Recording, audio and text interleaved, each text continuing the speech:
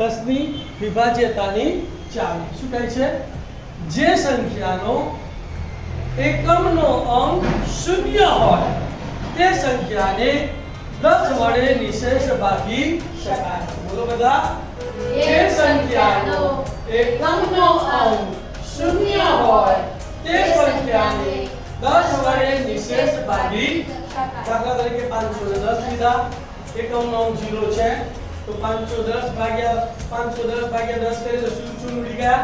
કેટલા વધ્યા? 51. બીજું ઉદાહરણ લઈએ તો 2000, એકમનો અંક 0 છે તો 2000 ભાગ્યા 10 કર્યા શું શું ઉડી ગયા? કેટલા વધ્યા? 200. તો 10 ની ચાવી સાવ સારી છે. બોલો. જે સંખ્યાનો એકમનો અંક શૂન્ય હોય તે સંખ્યાને 10 વડે નિશેષ ભાગી શકાય.